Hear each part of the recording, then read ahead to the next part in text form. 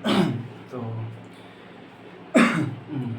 hello guys, this is Rohit Ratnakar and you are seeing Ratnakar classes. In this video, we will discuss about chemical reactions and ठीक है ना, तो बस English इतनी है। इसके बाद मतलब ये जो जैसा कि आपने पहले लेक्चर देखा होगा उसमें हमने पढ़ा था केमिकल रिएक्शंस के बारे में। तो आज का भी जो क्लास है ना हमारा डीकम्पोजिशन रिएक्शन यानी कि वियोजन या अपघटन अभिक्रियाओं के बारे में पढ़ना है। तो वियोजन और अपघटन अभिक्रियाएँ क्या होती है ये आपको बताते हैं, और इसके बाद ये 3 प्रकार के और 3 सभी के एग्जाम्पल है ना। पिछले लास्ट लेक्चर में हमने बात की थी ऊष्मक्षेपी और या ऊष्मशोषी अभिक्रियाओं के बारे में, तो एक बार थोड़ा सा बता देते हैं। ऊष्मशोषी जो अभिक्रिया होती है उनमें ऊष्मा की आवश्यकता होती है, और ऊष्मक्षेपी जो अभिक्रिया होती हैं उनको ऊष्मा की आवश्यकता नहीं होती है। तो जब ऊष्मशोषी हमने लास्ट में आपको पढ़ाया तो आपको बताया था कि जितनी भी ऊष्मशोषी अभिक्रियाएँ हैं उनमें क्या होता है, ऊष्मा ताप की आवश्यकता होती है, और जितनी भी ऊष्मशोषी अभिक्रिया है वो सब की सब आपकी कैसी होती है, अपघटन अभिक्रिया होती है। तो वही हमें देखना है, अपघटन या वियोजन अभिक्रिया, ठीक है ना।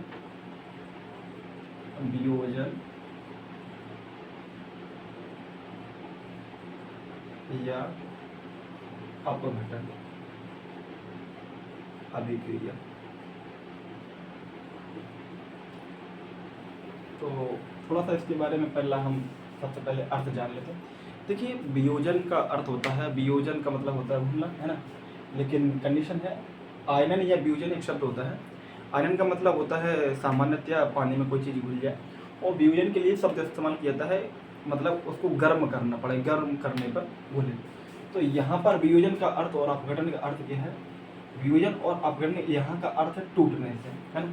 कैसा, यानी कि जब कोई यौगिक 2 या 2 से अधिक भागों में टूट जाता है, लेकिन कंडीशन रहती है बाह्य कारक की उपस्थिति में। किसकी उपस्थिति में, बाह्य कारक की उपस्थिति में। तो इसमें क्या बनाएंगे, वैसी अभिक्रिया या ऐसी अभिक्रिया जिनमें कोई यौगिक बाह्य कारक की उपस्थिति में 2 या 2 से अधिक भागों में टूट जाता है, उसे हम कहते हैं वियोजन या अपघटन अभिक्रिया। तो आगे देखते हैं। अभी हम बता रहे थे ऐसी अभिक्रिया जिनमें कोई यौगिक बाह्य कारक की उपस्थिति में 2 या 2 से अधिक भागों में टूट जाता है, उसको बोलते हैं हम वियोजन या अपघटन अभिक्रिया। ये 3 प्रकार की होती है, ठीक है ना। कितने प्रकार की हैं, 3 प्रकार की। यहाँ तक दिख रहा है अगर, तो हम एक बार में ही कंप्लीट कर लेंगे इसको, हम थोड़ा सा देख लेते हैं। हाँ, कंप्लीट है। ये अंदाज़ा नहीं मिल पा रहा है अभी भी, धीरे धीरे अंदाज़ा हो जाएगा, ठीक है। यहाँ पर हम नाम लिखते हैं। डेफिनेशन हमने आपको बता दी, ऐसी अभिक्रिया जिनमें यौगिक बाह्य कारक की उपस्थिति में 2 या 2 से अधिक भागों में टूट जाता है उन्हें बोलते हैं वियोजन या अपघटन अभिक्रिया। अपघटन का अर्थ का यहाँ पर टूटने से ही है, तो ध्यान रखना, यौगिक 2 या 2 से अधिक भागों में टूट जाता है। जैसे कि हम आपको बताएं, ए कोई यौगिक है, ये बी और सी में टूट जाता है, तो कंडीशन रहेगी कोई ना कोई हमें कारक की आवश्यकता होती है। तो 3 ही प्रकार हैं, वो हम तीनों लिख के बता देते हैं, और तीनों की डेफिनेशन बहुत ईजी है। एक है आपकी, सबसे पहले आएगी आपकी, दिमाग में जल्दी आ जा, क्या बोला था, चलो, एक है विद्युत अपघटन, और ठीक है, एक हो गई आपकी विद्युत अपघटन, एक हो गई ऊष्मीय अपघटन, ऊष्मीय अपघटन, और एक आपकी है प्रकाश अपघटन या प्रकाशीय अपघटन, नहीं क्या, प्रकाश अपघटन, प्रकाश अपघटन, ठीक है। तो देखेंगे इन सभी की डेफिनेशन हम आपको बता देते हैं। सबसे इम्पोर्टेंट बात है, इनके एग्जाम्पल्स हमें याद रखना, ठीक है ना। तो अभी हमने थोड़ी देर पहले आपको क्या बोला था कि बेरासायनिक अभिक्रिया जिनमें कोई यौगिक बाह्य कारक की उपस्थिति में 2 या 2 से अधिक भागों में टूट जाता है उन्हें क्या बोलते हैं, वियोजन या अपघटन अभिक्रिया।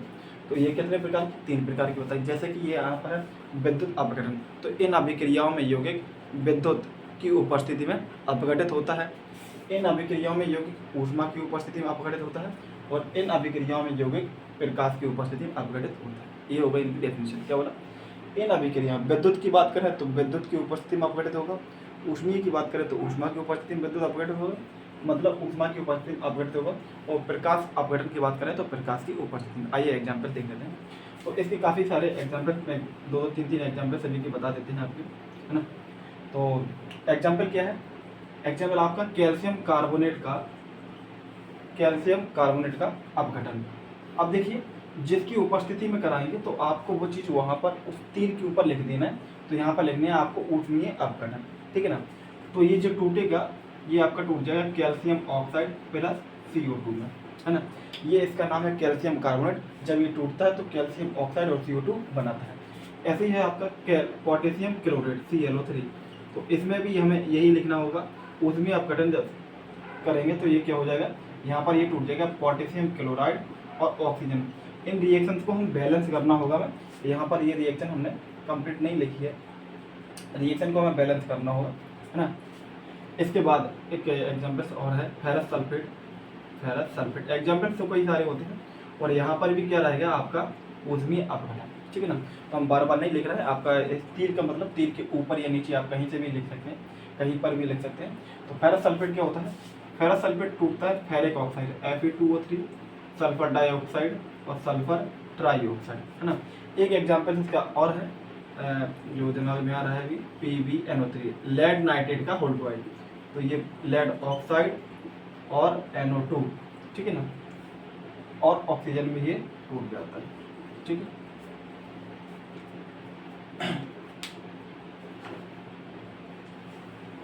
तो ये तो होगा हमारे एग्जाम्पल्स किसके, ऊष्मीय अपघटन। ऊष्मीय अपघटन में आपको क्या बोला कि इन अभिक्रियाओं में, इसकी डेफिनेशन इनमें जो यौगिक होता है वो ऊष्मा की उपस्थिति में अपघटित होता है। तो ये कैल्शियम कार्बोनेट का अपघटन देखिए, कैल्शियम ऑक्साइड और कार्बन डाइऑक्साइड टूटता है। और ये पोटेशियम क्लोराइड है, ये पोटेशियम क्लोराइड और ऑक्सीजन में टूटता है। और ये फेरस सल्फेट है, ferric oxide, sulphur dioxide, sulphur trioxide में टूटता है। और लेड नाइट्रेट है, लेड ऑक्साइड, नाइट्रोजन डाइऑक्साइड और ऑक्सीजन में टूट जाता है, ठीक है ना। अब बात कर लेते हैं इनसे की। इसमें 2-3 एग्जाम्पल्स हैं, दिखाई दे रहा है। अच्छा, अब देखिए यहाँ पर क्या है, यहाँ पर विद्युत अपघटन की हम बात करेंगे। तो यहाँ पर जैसे कि H2 है, H2O, यहाँ पर लिक्विड की कंडीशन की बात करें, H2O जो टूटेगा वो आपका टूटेगा H2 प्लस ऑक्सीजन में, है ना, हाइड्रोजन गैस और ऑक्सीजन गैस। यानी कि जब हमें ऑक्सीजन बनाना होता है तो हम जल को तोड़ देते हैं। इसके बाद देखेंगे, इसके बाद है आपका सोडियम क्लोराइड। सोडियम क्लोराइड काफ़ी फेमस एग्जाम्पल है, और ये लिक्विड स्टेट में होना चाहिए। तो ये सोडियम क्लोराइड जब टूटेगा सोडियम और क्लोरीन में टूट जाएगा, है ना। अच्छा, यहाँ पर हमें विद्युत अपघटन लिखना पड़ेगा तीर के ऊपर, ठीक है ना। और एक एग्जाम्पल और दिमाग में आ गया है, तो उसको भी Al2O3, ये एल्यूमिना होता है, एल्यूमिनियम ऑक्साइड। ये टूटता है आपका एल्यूमिनियम प्लस ऑक्सीजन, ठीक है ना। तो विद्युत अपघटन में यौगिक जो टूटता है विद्युत की उपस्थिति में टूटता है। तो कौन कौन सा है आपका, जैसा कि पहला एग्जाम्पल है आपका जल का टूटना क्या है, जल किस में टूटता है, हाइड्रोजन और ऑक्सीजन में। तो यहाँ पर फिर से हमने आपको बताया कि तीर के ऊपर हमें वो चीज़ बतानी होगी कि हमारा जो यौगिक है वो किसकी उपस्थिति में टूटा है, ठीक है ना। इसके बाद ये सोडियम क्लोराइड है, तो क्लोरीन बनाने में इसका काम कर लेते हैं कि जब हमें क्लोरीन बनाना है या सोडियम धातु बनाना है तो हम क्या सोडियम क्लोराइड का क्या कर देंगे, विद्युत अपघटन कर देंगे। इसके बाद आइए यहाँ देख लेते हैं हम जल्दी से प्रकाश अपघटन। देखिए, आपने एक अभिक्रिया का नाम सुना होगा, प्रकाश संश्लेषण। प्रकाश संश्लेषण की अभिक्रिया CO2 और H2O मिलकर क्या बनाते हैं, ग्लूकोज का निर्माण करते हैं। तो इसी का एग्जाम्पल है CO2 प्लस ऑक्सीजन। तो ये प्रकाश है ना, प्रकाश संश्लेषण की ये प्रक्रिया है। प्रकाश की उपस्थिति होता है, यहाँ हम HMU लिख सकते हैं।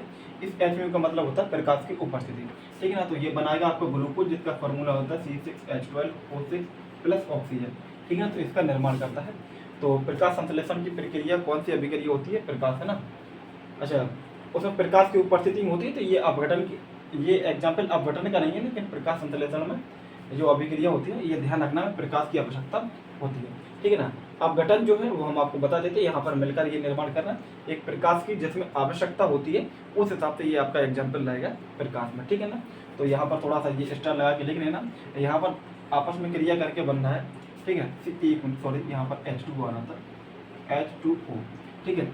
अब हम बात करते हैं किसकी, ऐसे ही एक एग्जाम्पल और है प्रकाश की, यहाँ पर आवश्यकता होगी। अपघटन के एग्जाम्पल्स हम आपको अभी बता देते हैं, एक H2 और Cl2, है ना। इसमें भी प्रकाश की आवश्यकता होती है, ये बनाता है आपका HCl, दो को गुणा कर देंगे तो ये बैलेंस हो जाएगी। अब बात करते हैं उनकी अपघटन की स्पेशल। ये दोनों रिएक्शन इंपॉर्टेंट है, जहाँ पर इस तरीके से एटॉमिक साइन लगा हुआ करे उसमें हमें पहचानना है कि अभिक्रिया किस तरीके की है। अभिक्रिया हमारी है प्रकाश अपघटन, ठीक है ना। अब देख लेते हैं AgBr। Ag, चलिए पहले क्लोरीन के लिए देख लेते हैं। ये सिल्वर क्लोराइड, ये जो होता है सफ़ेद रंग का होता है, ये जब हम प्रकाश अपघटन करेंगे, यहाँ पर ये प्रकाश की उपस्थिति में ये टूट जाता है, ठीक है ना। ये आपस में हाइड्रोजन और क्लोरीन क्रिया करके HCl बना, लेकिन यहाँ पर AgCl प्रकाश की उपस्थिति में टूट जाता है। किसमें टूटेगा? Ag में और क्लोरीन में, है ना। अब यहाँ पर क्लोरीन एक ही है, यहाँ क्लोरीन दो है, तो दो को गुणा करके हम बैलेंस कर लेंगे। जनरली हमने रिएक्शन जितनी बताई है बैलेंस नहीं बताई, ठीक है ना। तो रिएक्शन बैलेंस करना बहुत आसान होता है, जैसे कि यहाँ पर क्लोरीन 2 है, यहाँ पर क्लोरीन 1 है, तो 2 को गुणा कर देंगे और 2 का गुणा यहाँ पर कर लें, है ना। यहाँ पर Cl2 2 है यहाँ पर, तो ये छोटी वाली रिएक्शन थी तो जल्दी से बता दी, ठीक है ना। ऐसे बीच बीच में बता भी दिया करेंगे क्या, मतलब ऐसे ही एक एग्जाम्पल और है आपका AgBr का। ये भी प्रकाश की उपस्थिति में टूट जाता है और ये टूटता है Ag + Br2। मतलब ये रिएक्शन काफ़ी सारी इंपॉर्टेंट है। जब बोर्ड में ये रिएक्शन आती है तो आपको एक या दो एग्जाम्पल लिखना होता है, बट ये रिएक्शन बैलेंस करने के लिए या फिर अभिक्रिया पूर्ण कराने के लिए, जैसे कि यहाँ पर अब हम आपको बता देते हैं ये रिएक्शन कैसे पूछी जाएगी।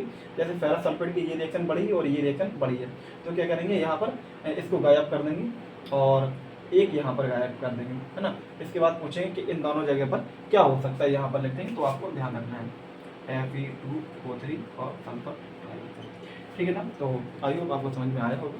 तो ठीक, मिलते हैं नेक्स्ट वीडियो में।